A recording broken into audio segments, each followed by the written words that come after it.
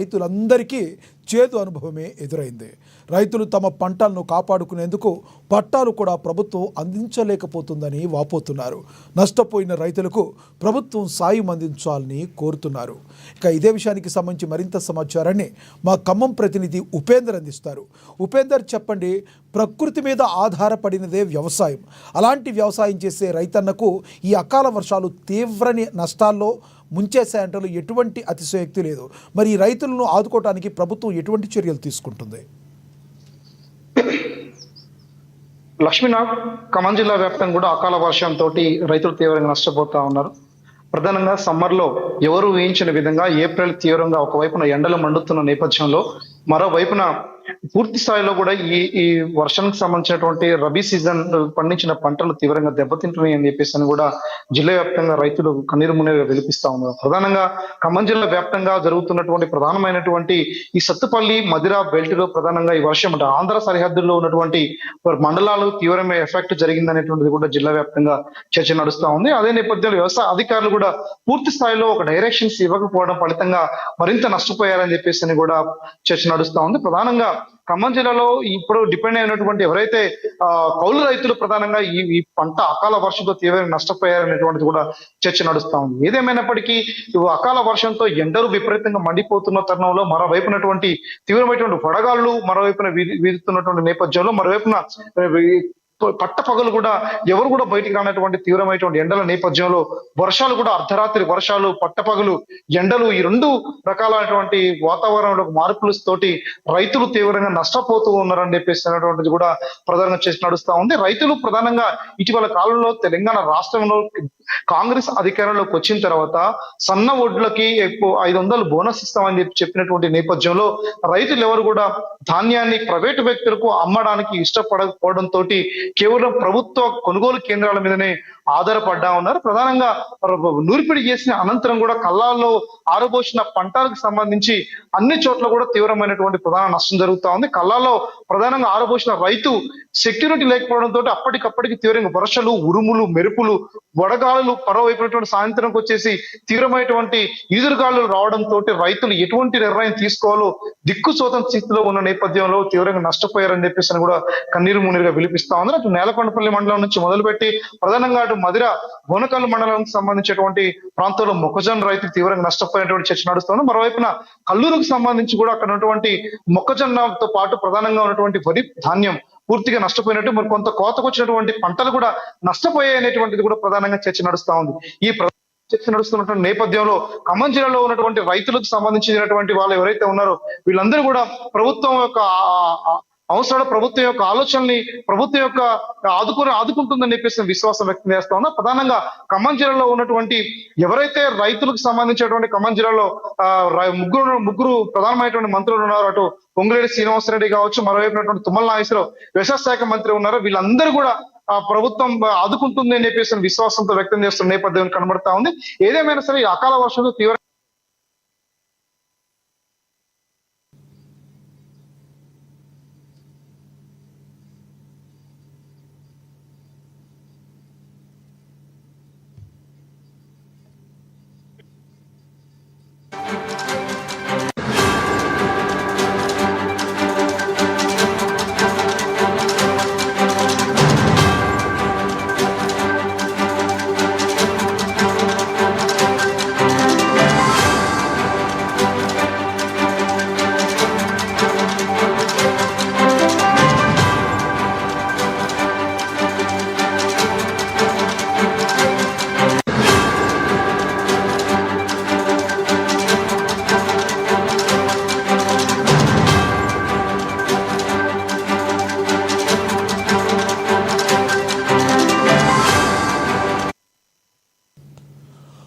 అయితే ఉపేందర్, పంటలు చేతికొచ్చే సమయంలో ఈ అకాల వర్షం, ఈదురుగాలులు రైతులను తీవ్రంగా నష్టపరిచాయి. మరి ఈ ఎక్కడైతే నష్టపోయాయో దానికి సంబంధించి ప్రభుత్వం సైడ్ నుంచి అధికారులు కానీ, ఎమ్మెల్యే కానీ ఎవరైనా దగ్గరికి వెళ్ళి రైతుల దగ్గరికి వెళ్ళి మేమున్నామనే భరోసాని కల్పించారా? ఎన్ని రోజుల్లో నష్టపరిహారాన్ని మీకు ఇస్తామనే భరోసాని కానీ రైతులకు ఏమైనా కల్పించారా?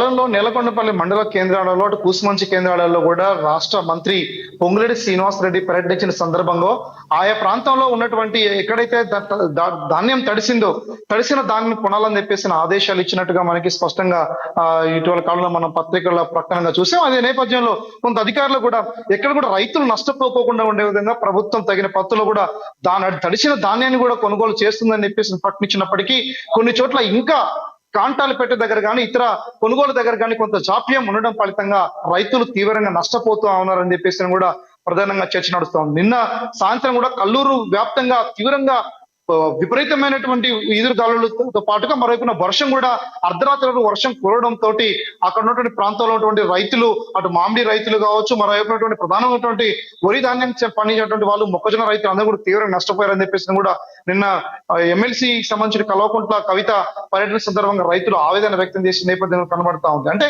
ఖమ్మం జిల్లా వ్యాప్తంగా జరుగుతున్నటువంటి ప్రధానమైనటువంటి ఈ యొక్క జిల్లా అయితే ఉపేందర్ దీన్ని రాజకీయం చేసే దృష్టిగా కాకుండా నిజంగా రైతుల్ని ఆదుకోవాలని ప్రతిపక్ష పార్టీ మీద కూడా ఒక బాధ్యత అయితే ఉంటుంది కదా. బాధ్యత రహితంగా మాట్లాడకుండా ఉండాల్సిన వాళ్ళు మరి ప్రభుత్వం కానీ ప్రతిపక్షం కానీ కలిసికట్టుగా ఉండి ఒక నిర్ణయానికి వచ్చి రైతులను ఆదుకోవాలని పరిస్థితి ఉందంటారా?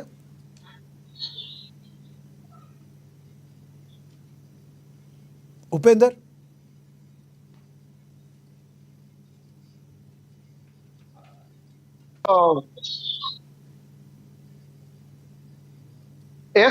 ప్రధానంగా ఇక్కడ లక్ష్మీనాథ్ ప్రధానమైనటువంటి రాజకీయాలకు సంబంధించి ఎవరు కూడా అవకాశం లేకుండా కేవలం రైతుల్ని ఆదుకునే లక్ష్యంతో అన్ని రాజకీయాలకు డిమాండ్ చేయాల్సిన అవసరం ఉంది. ప్రధానంగా ఖమ్మం జిల్లా వ్యాప్తంగా ఇటీవల కాలంలో కల్వకుంట్ల కవిత పర్యటన సందర్భంగా కూడా కొన్ని తీవ్రమైన ఆరోపణలు రాష్ట్ర మంత్రుల మీద చేశారు. ధాన్యం కొనుగోలు చేయలేకపోతుందని చెప్పేసి విమర్శ చేయడంతో పాటు ఆదుకోవడానికి చేయాల్సినటువంటి సలహాలు సూచనలు కూడా ఇచ్చిన నేపథ్యం కూడా కనబడుతుంది.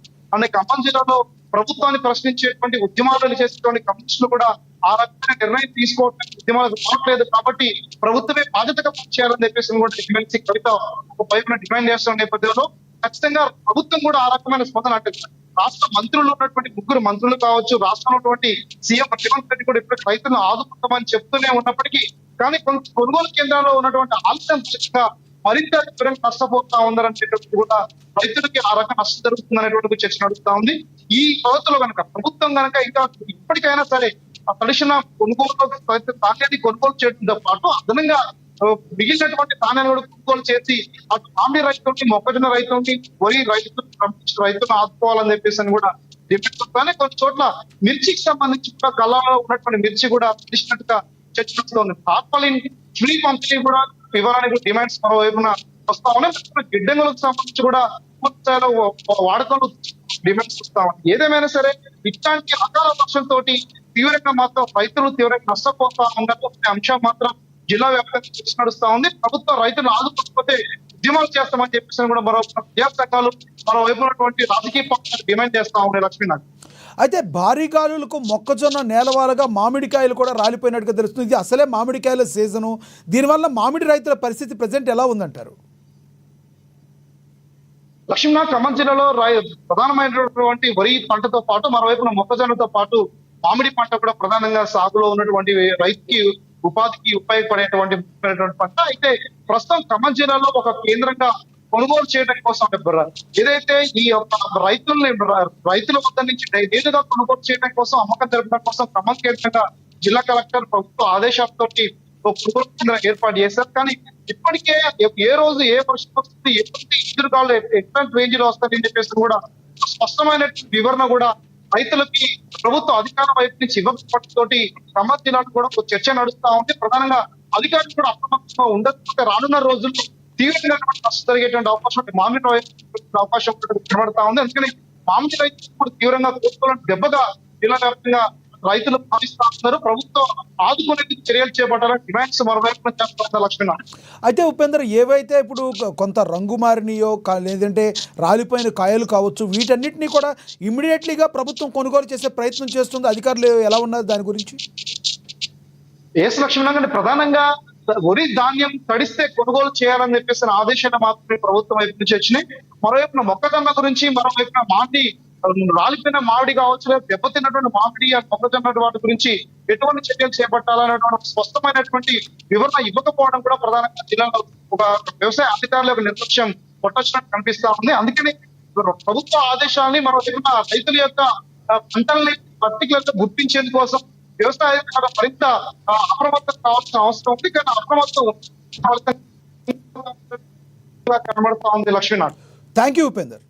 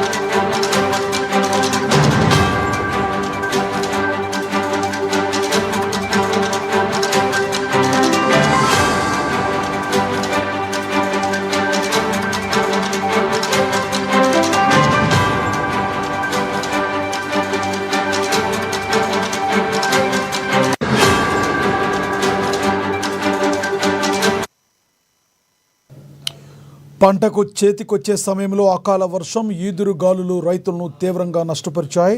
భారీ గాలులకు మొక్కజొన్న నేలవాలిపోగా మామిడికాయలు రాలిపోయాయి. కళ్ళాల్లో ఆరబోసిన మొక్కజొన్న, మిర్చి అక్కడక్కడ తడిసిపోయాయి. కోత కోసి అమ్మే దశలో మొక్కజొన్న, అసలే అంతంత మాత్రం కాపుకొచ్చిన మామిడి ఈదురు గాలులకు వర్షార్పణమయ్యాయని రైతులు తీవ్ర ఆవేదన చెందుతున్నారు. అసలే మద్దతు ధర లేక ఏమి చేయాలో దిక్కుచోచని స్థితిలో ఉన్న తరుణంలో మిర్చి ధాన్యం కళ్ళాల్లో ఆరబోసిన పట్టాలు కప్పినా గాలులకు పట్టాలు కొట్టుకుపోయి అక్కడక్కడ తడిచిపోవడంతో కొనే నాథుడే లేడని తీవ్ర ఆవేదన చెందుతున్నారు రైతులు. ఈ ఏడాది రబీ సాగు చేస్తున్న రైతులతో పాటుగా మామిడి, మొక్కజొన్న మీద ఆశలు పెట్టుకున్న రైతులందరికీ చేదు అనుభవమే ఎదురైంది.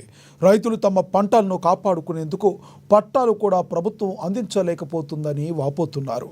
నష్టపోతున్న రైతులకు ప్రభుత్వం సాయం అందించాలని కోరుతున్నారు.